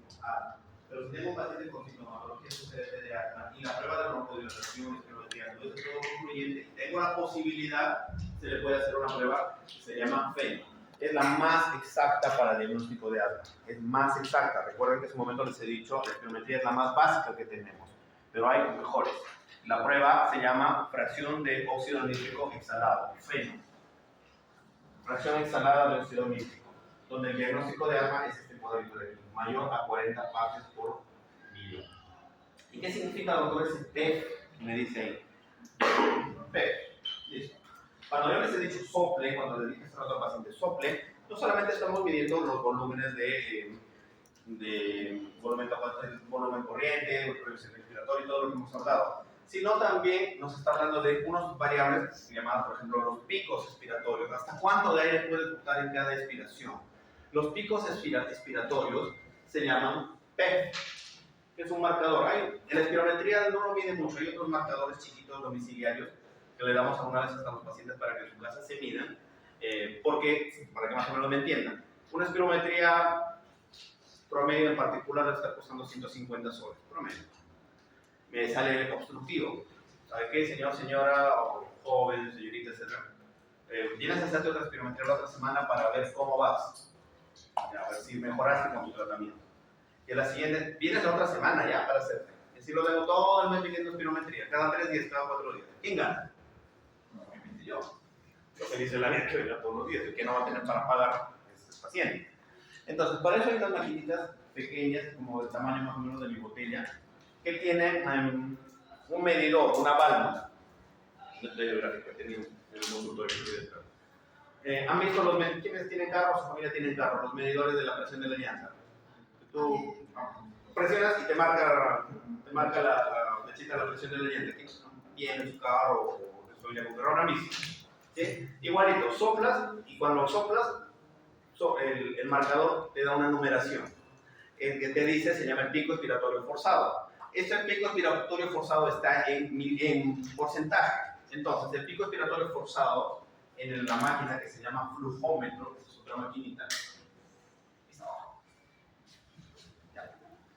El flujómetro viene graduado como si fuera el termómetro. Olvidé de traer un flujómetro en mi consultorio. Tú soplas, tiene un marcador. Le dices al paciente sople y esto va a subir. Si por ejemplo acá tengo 40%, sube de 10 en 10, 50%, 60%, así está marcado. Tú le dices al paciente, no puedo hacer la espirometría todos los días, doctor, pero si en mi casa puedo soplar con un flujómetro y mi flujómetro me mide cómo va variando la cantidad de aire que yo boto en cada aspiración, obviamente, ¿no? Entonces, ¿qué es lo que le dices al paciente? El sople, por ejemplo, toda una semana y toda la semana, todos los días, hasta la hora me va a registrar cómo va variando su pico expiratorio forzado. El primer día, por ejemplo, me hace 30%.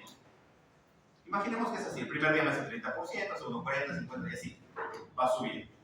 Si yo mido la variabilidad entre la basal, imaginemos que partió con un 30%, y la segunda, acá tengo un 80%, la sustracción es sencilla, tiene una variabilidad en este paciente de 50%, pero ¿qué me dice la teoría? Si la variabilidad entre la basal y la mejor de sus pruebas durante la siguiente semana es mayor a 20%, en PEP, pico expiratorio forzado, un PEP mayor a 20% intradomiciliario, eso también es diagnóstico de asma. Entonces, ¿se dan cuenta? Asma no es tan simple como decir, tiene sibilancias, tiene falta de aire, etcétera, y espirometría. No, tengo otras herramientas. Tengo flujometría, tengo espirometría y tengo feno. Espirometría, ya hemos dicho. Post-broncodilatación versus 1 mayor a 200 mililitros y 12%. Feno mayor a 40 partes por millón. Y en PEP domiciliario, una variabilidad en la semana mayor al 20%. ¿Se entiende este? Espero que sí, porque no pienso repetirlo porque me duele la garganta. Todavía no acabo. Hasta que vaya, quiera ya. Un ratito, ya avanzó esto, hacemos un break de unos 10 minutos, ¿les parece? Y continuamos. Gravedad de asma. No es, el objetivo de esta clase es básicamente hacer una clase de asma estable, por decirlo de alguna forma, porque hay temas que son crisis asmática, asma casi fatal, esos son temas que se ven ya más en unidades de emergencia, unidades de cuidados intensivos. ¿Sí? No son para pregrado. Para pregrado a ustedes les interesa entender el asma en su forma más básica, para verlo para el diagnóstico. Cuando yo tengo a mi paciente, regreso a lo que les dije hace un momento, el paciente hace variabilidad de síntomas, entonces no es que todo el día está obstruido, que quizás haya algo en el día que lo exacerbe, sí, pero las mayores crisis se dan durante los extremos del día, o es muy de noche o es muy de día, o madrugada, pero son los extremos. Si mi paciente tiene síntomas diurnos durante el día, como menciona aquí, si en el último vez tuvo una o máximo 2 veces sensación de opresión torácica, de sibilancias, yo digo que esta es una paciente con asma bien controlada. Cuando dice todo, significa que debe cumplir con todos estos. Al paciente le preguntas, usted, o tú, si quieres tratarle, en el último mes, la pregunta siempre es en el último mes para medir cuánto controlada está su paciente. En el último mes, ¿cuántas crisis tuviste en el día? No tuve ninguna. O una por ahí. Nada más, no. Preguntaste ahí en el día, ahora te voy a preguntar por la noche. Y en la noche, ¿cuántas crisis tuviste en el último mes? No tuve ninguna. Pero duermo tranquilo, duermo tranquila. ¿Cuántas veces a mitad de la noche te despertaste porque sentías que te faltaba el aire, se te cerraba el pecho? En el último mes, cierra, reboté en el último mes. No, ninguna. Tranquilo, tranquila. Ninguna. Te vamos a hacer tu.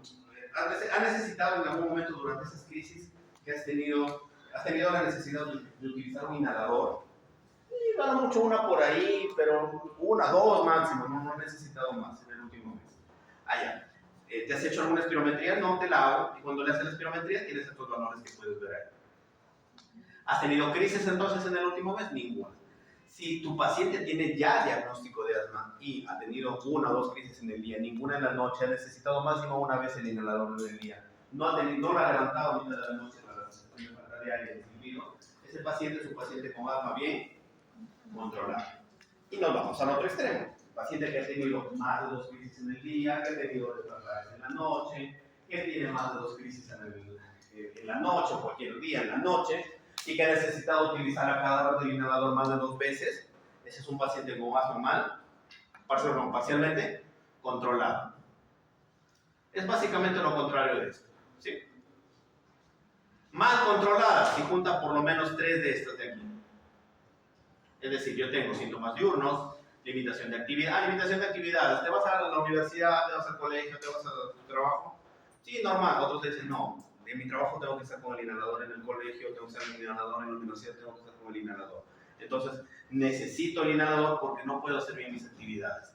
Limitación de actividades, parcialmente controlada. Si tiene al menos 2, pero si tiene al menos 3 de estas características, es parcialmente controlado. Pero si tiene 3 o más, diremos que es un asma mal controlada. Bien controlada, no tiene crisis. Ni en el día una por ahí, ninguna en la noche, ninguna exacerbación en la noche. Sus actividades las hacen normales. Parcialmente controlada, tiene más de 2 crisis en la noche, en el día necesita inhaladores, su actividad física y laboral es parcial, y obviamente la prueba de espirometría que se confirma el diagnóstico de asma. Tengo 3 máximo, pero si junto todo, y en el último año incluido, tengo más de una exacerbación que he terminado en la emergencia, eso es asma mal controlado. Al paciente, no todos los días hay pacientes que no pueden conseguir el PEF, el glucómetro, no pueden hacer espirometría cada rato. ¿Cómo le mides si su asma está controlada? Entonces, existen otras técnicas, porque al paciente, pues, lastimosamente, a veces los medios económicos no te permiten estar comprando equipos o haciendo pruebas funcionales a cada rato. Pero existen unos test que tú le puedes dar al paciente. Mire, señor, señora, joven, lo que sea, le voy a dar este test, es un cuestionario que por favor en la siguiente cita me lo trae lleno. Y me va a responder cómo se siente usted con sus síntomas. Hay 2 tipos de cuestionarios. La prueba de control de asma, que se llama así ACT, esto ustedes ingresan, lo googlean en cualquier página y rápido les sale. ACT es un cuestionario en el cual el paciente llena de acuerdo a cómo se siente en puntaje respecto a cada una de estas variables. Dice, por ejemplo, pregunta 1, durante las últimas 4 semanas, ¿con qué frecuencia su asma le impidió realizar actividades habituales en el trabajo, estudio o hogar? Llenará siempre un punto, casi siempre 2, algunas veces 3, pocas 4, nunca 5. Siguiente pregunta, en las últimas 4 semanas, ¿con qué frecuencia sintió que le faltaba el aire? Y así, con lo que ustedes van leyendo, ¿no? ¿Con cuántas veces en el último mes sintió que había síntomas de asma? En las últimas 4 semanas, ¿cuántas veces utilizó el salbutamol? ¿Cómo calificaría para usted el control de asma? El paciente te va a colocar acá puntajes, y al colocar puntajes, y al colocar puntajes, los puntajes van de 1 hasta 25 puntos. De 1 hasta 10 está mal controlada, de 10 a 18 parcialmente controlada, de 18 a 25 está bien controlada. Entonces, es una técnica, es una prueba de ACT. No les voy a preguntar en su examen, calculen el ACT del paciente, no, pero sí necesito que sepan que existe el test para que tú le des al paciente y en su casa te lo llene y te dé una idea cuando venga tu control de cómo está tu paciente. Una se llama ACT, la otra se llama la ACQ, el cuestionario de control de asma, que básicamente es una serie de preguntas que cualquier paciente puede hacer, ¿no? Sumas los puntajes, sumas las respuestas a esta pregunta, sumas lo que está aquí, lo de aquí, lo de aquí, sacas un promedio, obviamente, y según esto, siguiendo las indicaciones de acá, te dirá si es menor el resultado 0.75, control adecuado, 0.75.1, parcialmente controlada, más 1.5, control inadecuado. Eso te sirve para darte una idea de cómo va tu paciente. La clasificación de la gravedad de asma cuando está bien controlada. Para eso necesitamos que me entiendan esto de aquí. Esto. Que la mayoría le tiene miedo a ese gráfico. Cuando uno trata a un paciente con asma, para eso primero debemos saber qué medicamentos le voy a dar. El paciente asmático no se maneja con corticoides. Si alguien por ahí con corticoides vía oral, ni en ampolla, ni inyectable, ni en endovenoso, ni intramuscular, ni en pastillas. Salvo que es una crisis, pero ahorita estamos hablando de crisis. ¿Por qué les explico esto? Porque todavía hay muchos pacientes asmáticos que algún médico por ahí le dijo, inclusive desde que era chico, ¿no? A tu papá, a la mamá, cada vez que tengas su crisis, dele tu pastillita de prednisona, dele su pastillita de dexametasona. Y a la larga viene el doctor, estoy subiendo, doctor, tengo 20 años, pero tengo presión en 150, 70. Doctor, tengo 23 años y me están doliendo las rodillas. Hace el síndrome de Cushing. Secundario al uso de corticoides. Entonces, corticoides existen. Cuando ustedes manejen a un paciente de asma, ya lo diagnosticaron, ya vieron su historia, ya le hicieron la espirometría, juntaron todos, preguntaron los observación de los síntomas, etc. Concluyeron que tu paciente es asmático. Ahora, ¿qué corresponde? Darle tratamiento. Si tú le vas a dar tratamiento, recuerden primero, el tratamiento del paciente asmático es un tratamiento básicamente con inhaladores. La gran mayoría de pacientes te van a venir a consulta en algún momento cuando le hagas sus historiales y le vas a explicar cómo se utiliza el inhalador, pero siempre hay un grupo de pacientes que te dicen, doctor, ¿no habrá alguna pastillita para no usar inhalador? No existe, el problema es básicamente con inhalador. Cuando uno utiliza inhaladores, hay dos tipos de inhaladores. No digo que hay solo dos inhaladores, hay dos tipos de inhaladores. Es decir, de los como 30 tipos, nombres diferentes de medicamentos que existen en el mercado, básicamente los podemos agrupar en dos tipos, o en dos grupos. El grupo de los medicamentos controladores, ¿sí? Y los medicamentos inhaladores de rescate. Son los dos grupos de medicamentos de inhaladores, los controladores y los de rescate. Controlador significa que si tú eres asmático y yo te doy un inhalador, me tienes que usar ese inhalador todos los días en el horario adecuado, como te indicaré, para que evites tener una crisis, para que evites estar usando el inhalador salbutamol a cada rato. Me voy adelantando, salbutamol y bromuro de hipratropio, que son los inhaladores más conocidos, no son medicamentos controladores, son medicamentos de rescate. Tengo mi crisis, lo utilizo y me saco de la crisis, pero no previne nada. De acá pasa el tiempo de efectividad del medicamento, 6, 8 horas, y otra vez vuelvo a tener mi crisis. ¿Cuáles es que están los que tienen mantenido como inhaladores? Sabrán que no me dejarán mentir, salbutamol lo utilizo 4 veces al día, 3 veces al día, 6 veces al día. A veces han tenido crisis que casi cada horario han tenido que utilizar. No, porque el salbutamol y bromuro no te previenen nada. Solamente son los corticoides inhalados. Entonces, de aquí primera conclusión en cuanto a tratamiento. La piedra angular del tratamiento inhalado de asma es el corticoide inhalado. Corticoide inhalado, no en tabletas, no en inyectables. El corticoide inhalado es la base del tratamiento para asma, que puede ir o no de la mano con otro broncodilatador de acción prolongada, de acción corta. ¿Ya les he dicho clases de broncodilatadores en algún momento? ¿Perdón? Fármaco. Ya les he enseñado fármaco, entonces no voy a estar detallando uno por uno. Recordarán que están los betagonistas, los anticolinérgicos.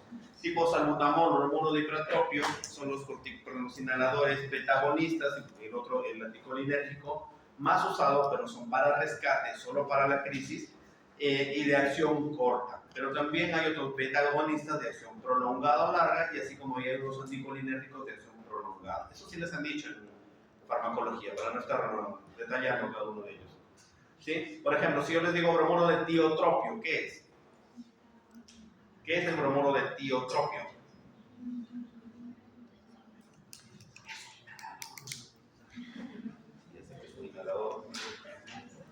Es un beta-agonista o anticolinérgico. Anticolinérgico. ¿De acción prolongada o de acción corta? Regla general para que no se rompa la cabeza. O por ejemplo, si les digo bilanterol, ¿qué es el bilanterol? ¿Lo han escuchado alguna vez? Olodaterol, indacaterol, glicopirronio, aunque no estoy haciendo hechizos, estoy que les digo nombres de medicamentos para que no se le no, estoy diciendo medicamentos que existen en el mercado. La diferencia es que la mayoría solamente conoce los básicos, el salbutamol y el bromuro. Regla básica: todo lo que sea salbutamol, fenoterol, todo lo que termine en ol, que no sea salbutamol ni fenoterol, es un beta de acción prolongada. Se acabó el problema. Bilanterol, ¿qué es? Beta agonista de acción prolongada. Olodaterol, ni salbutamol ni fenoterol, termina en ol. Eso no sé ni qué es, pero es un beta agonista de acción prolongada. Toma, 20 entonces. Ni tuviste que ese ni dónde lo vimos, pero ya te sabemos qué es eso. Lastimosamente en las clases de farmacología, entonces no lo voy a preguntar. Y si les digo glicopirronio, el único anticolinérgico de acción corta más conocido es el bromuro de hipertropio. Todo lo que termine en tropio, inio y que no sea el bromuro de hipertropio es un anticolinérgico de acción prolongada. Así de facilito. Bromuro de tiotropio es una acción prolongada. Glicopirronio no termina en ol, por lo tanto no es un beta. Será un anticolinérgico de qué? De acción prolongada. Así de fácil. Olodaterol, bilanterol, beta de acción prolongada. Así de fácil. Cuando ustedes lean, creo que hay una tabla, si no lo buscan en el fondo. Ahí está otra forma. Cuando uno se enfrenta a un paciente con asma, ¿para qué les hice esa pequeña revisión? Hemos dicho que el tratamiento es básicamente con inhaladores. Y al hacer un tratamiento con inhalador, la base del tratamiento inhalador en asma es el corticoide inhalador. Eso es lo básico que vamos a ver. Que puede ir o no asociado a un broncodilatador beta, agonista o anticolinérgico, usualmente de acción prolongada. Eso es lo que quería decir, ¿sí? Usualmente. A los que son asmáticos o tienen antecedentes familiares o conocen amigo o amiga con asma, sabrán qué es lo que utilizan, qué es lo que andan en su mochila o en su cartera. No tienen crisis. Salbutamol. ¿Pero por qué usan salbutamol? No, porque el médico me dijo. Está bien, es lo que se te indicó.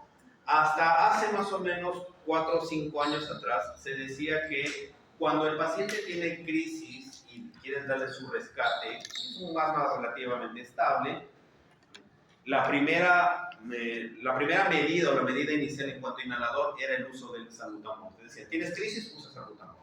Y así te controlas, bueno, no te controlas, se te pasa la crisis, pero te vienen 6-8 horas y otra vez te usas salbutamol. Las guías, que por cierto, la clase que les estoy haciendo es básicamente en función a 2 guías, la guía GINA y la guía GEMA, que son a nivel mundial las que se están manejando. Entonces, quizás algunos conceptos acá los que han revisado Harvard o Barrera no lo encuentran. Esta, por ejemplo, este es un cuadro de la GEMA, la guía española de asma, en su versión 5.4, que es la última hace un año. Entonces, las guías GINA, que es la guía internacional, la última que salió recién en el 2025, y la guía GEMA, la española, las dos coinciden en lo mismo, en los siguientes. Escalón 1, que es GCI, es glucocorticoide inhalado, por si acaso, o es corticoide inhalado, más, bueno, los que quizás atrás no lo ven porque está feo, formoterol. ¿Qué es el formoterol? Beta agonista de acción prolongada. Vamos al cuadro de la GINA. Esta es la 2023, nos propuse esta porque está en español, el resto de las que salen están en inglés y sobre todo si lo medio pereza. Pero es lo mismo, ¿Qué dice acá? ICS es la literatura americana, por si acaso, corticoide inhalado, ICS. Ya les voy a acá, aplicar, avisando. ICS más formoterol. ¿Y qué es el formoterol? Beta agonista de acción prolongada. Entonces, en la guía de la GINA y en la guía española, si se dan cuenta, el primer paso ya no considera el salbutamol solo. Pero doctora, ¿qué es salbutamol? Si ahorita les explico. Lo que dice es glucocorticoide más formoterol. Entonces, si en algún momento, y eso venden, doctora, Cachiclayo, sí venden, sino que la diferencia es que casi no lo conocemos porque de repente no había nos lo dijo, o ningún médico me lo recetó. Pero eso venden en las cadenas de farmacia, en la que quieran. No, es decir. Entonces, hay combinaciones que en un solo inhalador te viene fluticasona con formoterol. Fluticasona, en este caso me voy adelantando, es un corticoide inhalador. ¿Ya? Fluticasona con formoterol. Va a cortar nombre comercial que no nos digo, se vamos a decir, está haciendo la propaganda. Pero vienen combinaciones. Entonces, ya que les diré, ¿para qué es la conclusión de la primera diapositiva? Lo que quiero que se saquen, o no que se saquen, que se lleven de la clase es, antiguamente se decía, mi primer paso cuando tengo mis primeros broncoespasmos era darme solo salbutamol. Las nuevas guías dicen que ya no deberé utilizar salbutamol, sino la combinación corticoide inhalado con formoterol. ¿Y qué es una combinación? Glucocorticoide más beta-agonista de acción prolongada. ¿Sí? Pero en la misma tabla también me dice a demanda y de elección. Este del medio todavía no lo veo. A demanda y de elección. Entonces, ¿cuál es el escalón 1? Del paciente que no tiene crisis o tiene crisis muy esporádica. Entonces, al paciente que tiene crisis muy esporádica, si tú le das solo salbutamol, ¿qué les he dicho del salbutamol y del bromuro? Que no te controlan nada. Solamente te manejan el síntoma, pero sigues con la molestia. En cambio, el corticoide inhalado, que es la piedra angular del tratamiento de asma, sí es un preventivo. Por lo tanto, damos el corticoide inhalado más el formoterol como terapia de rescate y a su vez me empieza a funcionar como un preventivo. Y dejo de utilizar el salbutamol. A los que han usado salbutamol, pues lo utilizan muchas veces. ¿Qué es lo que más efecto adverso tiene? ¿Qué es lo que más les incomoda cuando usan mucho salbutamol? Taquicardia. Se acelera el corazón. ¿El por qué? Los receptores beta. No es clase de farmacología. Pero el efecto adverso más común del salbutamol es la taquicardia, el temblor, el nerviosismo. Con eso evitamos. ¿Sí? Escalón 2, el paciente que ya tiene... El escalón 2, aquel paciente que tiene 2 veces o más molestias durante el día, pero a la semana menos son 4 o 5. Del paso 2 dice la guía. Acá, miren, si se dan cuenta, esta guía de GINA tiene lo de aquí y lo de acá. En la de acá arriba es básicamente es un paciente que hace debut de broncoespasmo y no ha utilizado nunca salbutamol. Entonces no vas a cometer el error de darle salbutamol. De frente ya le das el corticoide inhalado con formoterol. ¿Ya? Para que se acuerden, quizás, no sé, para que le digan a un familiar, Symbicort, así se llama, el que venden acá en Chiclayo, en cualquier parte. Esta combinación la venden como Symbicort, ese es el nombre de marca. Es que le hagan la marca, si no es el único que te hace esta combinación. Entonces, el Symbicort, el corticoide con formoterol, le da, ¿nunca has usado salbutamol? No te voy a dar salbutamol, te voy a dar esta combinación. Cuando tengas menos de 4 crisis a la semana. Pero si el paciente ya viene utilizando mi salbutamol, sigues usando tu salbutamol, pero te puedo agregar un corticoide inhalado. Hay una lista de corticoides inhalados que ahorita no lo voy a repetir porque ya llevan algunos farmacología, igual lo voy a ver en poco. Entonces, primera conclusión, si mi paciente, tengo 2 tipos de pacientes. Mi paciente que ya tiene su asma, está haciendo crisis y ya viene usando el salbutamol, va a ser bien difícil que deje el salbutamol. Entonces, dices, sigue utilizando tu salbutamol de rescate, pero siempre de la mano con un corticoide inhalado. Pero si tu paciente o tu amigo o amiga nunca ha usado inhaladores y viene con debut de asma, entonces, y te dice, tengo algunos días en las mañanas crisis, pero no en las noches. ¿Le vas a dar salbutamol? No, sugiérele la combinación corticoide con formoterol. Pero si me empieza a hacer crisis en las noches, si me empieza a hacer crisis en las noches, y ese es paso 3. Y si me empieza a hacer crisis en las noches, el formoterol con el corticoide inhalado tienen también escalas. Es decir, no usan la misma dosificación, para que me entiendan. Hay un inhalador que se llama salmeterol fluticasona, que es con los hospitales, en el seguro, en el MINSA, lo recetan un montón. Pero pregúntale a la mayoría de médicos, ¿qué es lo que estás dando?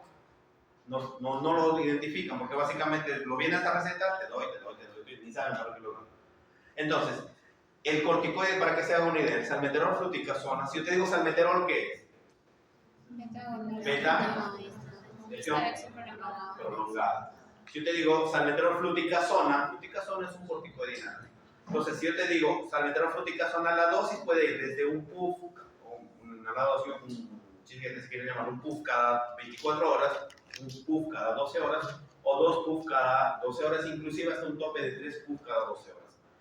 Si en algún momento, y no me dejarán mentir, cuando se crucen con alguna indicación, se acordarán de mí, todo el mundo le pone 2 puff cada 12 horas. Toditititos. Quizás alguno de acá se ha chocado con alguien que le ha dado un inhalador que dice 2 puff cada 12 horas. ¿Le preguntas por qué? Ni sabe. Son escalones de dosis. Tú no le puedes dar a todos como receta para que hagas un plato, que todo el mundo lo mismo. Se ajusta de acuerdo al paciente. Entonces, si tu paciente empieza recién a tener crisis, pero no son, empieza a despertarse más una vez al menos a la semana, 2 veces a la semana en la noche, aparte de sus crisis del día, le das el corticoide inhalado con el beta agonista en dosis bajas. Por ejemplo, un puff cada 24 horas, un puff cada 12 horas. Pero si tu paciente ya empieza a tener más crisis en la noche, en el día, y le haces espirometría y la prueba funcional está baja, no le vas a seguir dando esa dosis. Por simple lógica, tengo que aumentarle. Entonces me subo un escalón más. Pero si es parte de eso, no funciona, le vuelvo a dar, y eso acá mejor, aquí. Más o menos aquí hago una pequeña observación nada más. La guía Gina te da solo 5 pasos, la GEMA te da 6. Doctor, ¿cuál va a entrar en mi examen? Tomen la guía esta de acá, la española, porque eso es lo que van a tener dudas. Ya me he explicado 2 y cuál. Para que ustedes de examen cojan esta porque la Sociedad Peruana de Neumología, eso solo lo digo para que tengan una referencia, la Sociedad Peruana de Neumología recién este año publicó una guía peruana de manejo de asma en adultos y la gran mayoría de su guía, incluido este cuadro, está tomado de la guía española. Entonces más o menos es lo que se habla en el Perú. ¿Ya? No digo que el otro no sirve, sí sirve, sino que la diferencia de la GINA, si se dan cuenta, la GINA me dice qué significa el paso 1 y el paso 2. Me explica qué significa cada paso. La GEMA no te dice, solo te dice de frente dale tratamiento. Y el paso 5 básicamente lo que hace es, lo parte en 2. Pero ahorita este cuadrito es básicamente que me entiendan qué significa el paso 1 y 2 respecto a los síntomas. Pero para cuestiones de examen, por favor, es este de acá, ¿ya? Para que lo tengan en cuenta.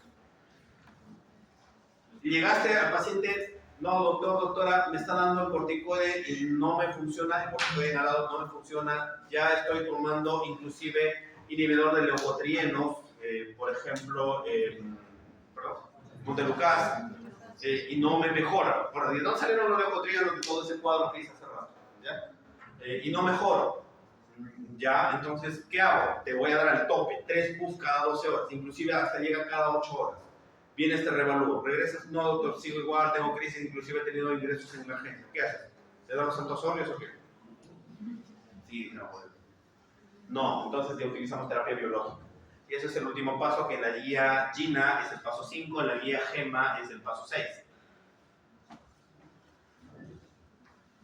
¿Dónde estamos? Aquí. Este es el GINA, acá. En el 6. Tratamiento con biológicos. O sea, seguimos dando corticoide, pero lo utilizamos con tratamientos biológicos. Dirán, doctor, ¿eso existe acá en Chiclayo? Sí, acá en Chiclayo sí existe tratamientos biológicos.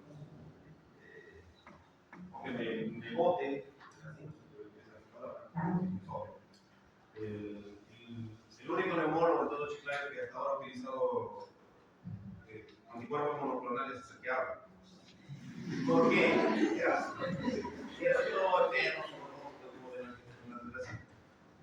Ahora, les explico por qué. No es el único que sabe, no, todos los colegas saben, no es así como yo tengo.